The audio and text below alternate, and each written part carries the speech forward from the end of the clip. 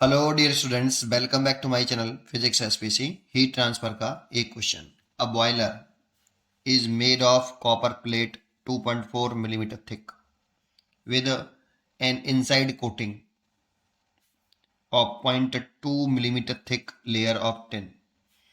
The surface area exposed to gases at 700 degrees Celsius is 400 centimeter square. The amount of steam that could be generated per hour at atmospheric pressure, thermal conductivity of copper and tin, calorie पर centimetre degree Celsius में दे रखी है, steam of latent heat of steam दे रखा है। देखो, जो बॉयलर होता है ना, ये सिलेंड्रिकल वेसल होता है एक। उस सिलेंड्रिकल वेसल में क्या है कि एक नीचे तो पहले एक कॉपर की प्लेट लगी हुई है, ये ऐसे एक कॉपर की प्लेट है बेटा, ये पूरी कॉपर की प्लेट है और इसकी जो थिकनेस है ये वाली, ये 2.4 मिलीमीटर है। और इसके अंदर वाली साइड में एक कोटिंग हो रही है किसकी, पतली सी टिन की। ये टिन है आपकी, इसकी थिकनेस दो रखी है ये वाली 0.2 मिलीमीटर। और फिर ये एक ऐसे वैसल है बेटा, सिलेंड्रिकल वैसल सा होता है ये बॉयलर। इसमें पानी गर्म करते हैं, है ना। इसमें यहाँ वाटर भरा हुआ है, ये आपकी लेयर है किसकी, टिन की। अब यहाँ पे जो टेम्परेचर है इस साइड में वो 700 डिग्री, इसका एक्सपोज्ड एरिया जो है ये वाला एरिया, ये 400 सेंटीमीटर स्क्वायर है। ये वाला area 400 centimetre square. The surface area exposed to the gas at, और टेम्परेचर जो है इधर की तरफ 700 डिग्री सेल्सियस है। और ये वाटर भरा हुआ है। अगर ये स्टीम जनरेट करेगा ना, एक घंटे में कितनी स्टीम बनेगी, तो जानते हो स्टीम जो वाटर जो है बॉइलिंग पॉइंट पर, वाटर जो है स्टीम में कन्वर्ट होता है। और वाटर का जो बॉइलिंग पॉइंट होता है वो 100 डिग्री सेल्सियस होता है। तो स्टीम बनने के लिए इधर की तरफ टेम्परेचर जो है 100 डिग्री सेल्सियस होना चाहिए, तो इधर की तरफ टेम्परेचर 100 डिग्री सेल्सियस है। अब क्या होगा कि हीट एनर्जी जो है high temperature to low temperature flow करती है, तो हीट करंट या हीट एनर्जी ऐसे फ्लो करेगी, क्योंकि और जो हीट एनर्जी फ्लो करेगी, इस हीट एनर्जी की वजह से ही ये जो वाटर है ये हीट एनर्जी एब्जॉर्व करके, हीट एनर्जी एब्जॉर्व करके स्टीम में कन्वर्ट होगा। ये हीट एनर्जी एब्जॉर्व करके वाटर स्टीम में कन्वर्ट करेगा होगा। तो जो हीट एनर्जी फ्लो करेगी उसकी वजह से ये हीट एनर्जी एब्जॉर्व करेगा क्यू, और वाटर स्टीम में कन्वर्ट हो जाएगा। स्टेट चेंज होती है तो mass into latent heat of vaporisation लिखते हैं। तो एम पूछ रहा है हमसे कितनी स्टीम जनरेट हो जाएगी, उसके लिए हमें कितनी हीट एनर्जी इधर से इधर ट्रांसफर हुई होगी उसको निकालना पड़ेगा एक घंटे में, पर हावर बोल रहा है। Steam that could be generated पर हावर, ठीक है। तो उसके लिए सबसे पहले इसमें थर्मल कंडक्शन का फॉर्मूला लगाना पड़ेगा। देखो, एक फॉर्मूला में पहले याद होना चाहिए ये वाला, कि अगर कोई ये रॉड है, इसका area cross section length L, area cross section A, और थर्मल कंडक्टिविटी के, और ये टी एच टेम्परेचर, ये टी एल, और तो हीट करंट ऐसे फ्लो करेगी। ये जो हीट करंट होती है इसे एच से लिखते हैं कोई लोग, मैं आई से लिख देता हूं। ये rate of flow of heat energy, rate of flow of heat energy मतलब एक सेकंड में फ्लो करने वाली heat energy, is equal to K A T H minus T L over L. और इसकी जो यूनिट होती है जूल पर सेकेंड है, या इसे ऐसे भी लिख सकते हैं, heat current T H minus T L over L upon के ए। और इस एल अपॉन के ए की जगह पे लिख सकते हैं हम थर्मल रेजिस्टेंस आर टी।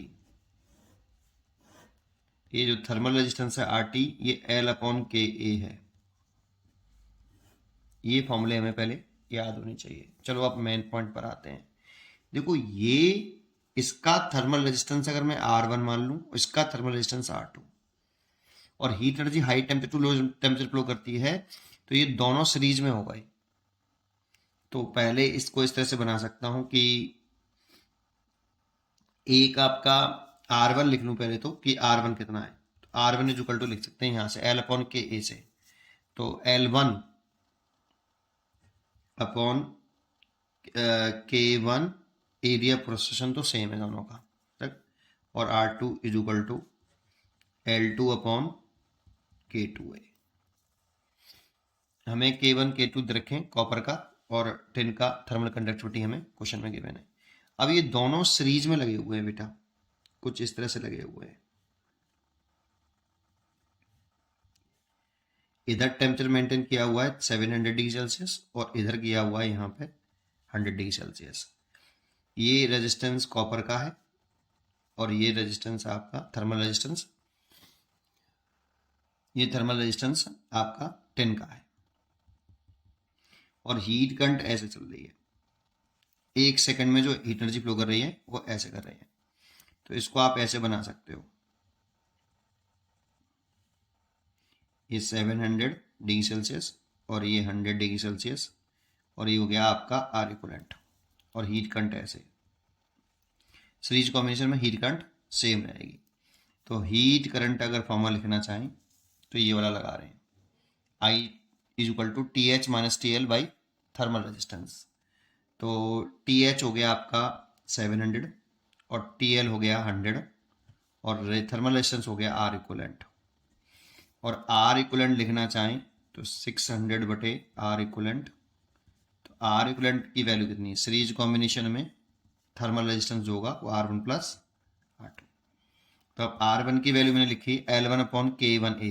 अब L1 दे रखा है हमें कितना, 2.4 मिलीमीटर, लेकिन देखो ये सारे तो डाटा दे रखा है ना सेंटीमीटर में, एरिया भी सेंटीमीटर स्क्वायर में है, तो इस मिलीमीटर को हम बदल लेते हैं। तो 1 सेंटीमीटर में 10 मिलीमीटर होते हैं, तो इसीलिए मिलीमीटर में 0.1 सेंटीमीटर होगा।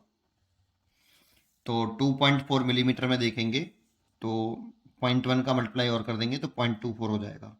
तो मैं R1 की वैल्यू पुट कर रहा हूँ L1 अपॉन K1, तो L1 लिख रहा हूँ मान 0.24 सेंटीमीटर में लिख दिया मैंने, है ना, 2.4 था सेंटीमीटर में पुट कर लिया। और K1, तो K1 के अंदर रखा है देखो कॉपर का 0.9 multiplied by area cross section 400 plus R2 दे रखा है हमें कितना 0.2 मिलीमीटर, इसमें अगर 0.1 का मल्टीप्लाई और कर देंगे तो 0.02 सेंटीमीटर हो जाएगा। और इसकी थर्मल कंडक्टिविटी दे रखी है 10 की 0.15, तो 10 की 0.15 और एरिया क्रॉस सेक्शन जो दे रखा है वो 400 दे रखा है।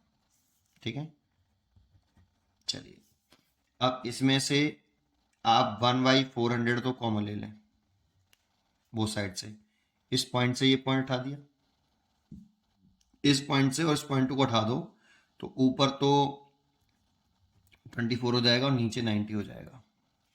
भाई इसको उठाएंगे तो 1 जीरो आएगा, इसको उठाएंगे तो 2 जीरो आएगा, 1 जीरो से 1 जीरो कट जाएगा, प्लस ये 2/15 आ गया। अब ये कितने से कट रहा है ये देख लो, 2 से काट रहे हैं, तो 2 से ये 12 बार काट लिया, 2 से ये 45 काट लिया, और 1/400 और यहाँ से 45 एलसीएम ले लो, तो ये दादा तो 12 बचा और 3 6 बचा, तो ये 1/400 इंटू 18/45, 2 से काट दिए 9 बार और 2 से काट दिया ये 200 बार, 9 से कट गया 5 बार, तो 9 से कट गया 5 बार और 5 का 2 का मल्टीप्लाई कर दिया तो ये 1000 हो गया। तो आर इक्वलेंट जो आ गया वो 1/1000 आया। ये वाली वैल्यू आप यहाँ पे पुट कर दीजिए, है ना, ये वाली वैल्यू आप यहाँ पे पुट कर दीजिए, देखते हैं फिर आगे क्या हो रहा है। अब यहाँ पे अगर इसे वैल्यू पुट कर देंगे तो हीट करंट निकाल लो 600 बटे 1/1000, तो 600 इंटू 1000, इतनी हीट करंट आ गई, जूल पर सेकंड में आ गई, मतलब 1 सेकंड में इतनी हीट एनर्जी इधर से इधर फ्लो कर रही है, 1 सेकंड में कर रही है। लेकिन हमें हीट एनर्जी निकालनी कितने सेकंड में, 1 आवर में, कि एक आवर में कितनी एनर्जी फ्लो कर गई होगी। तो हीट फ्लो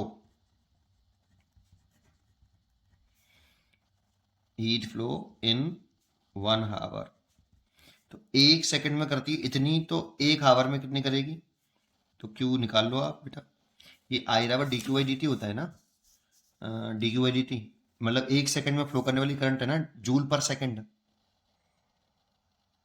ये ए आई जो निकाला है वो 1 सेकंड में फ्लो करने वाली हीट करंट है, जूल पर सेकंड। तो 1 सेकंड में इतनी एनर्जी फ्लो कर रही है, तो 1 आवर में 3600 सेकंड होंगे, 3600 सेकंड्स।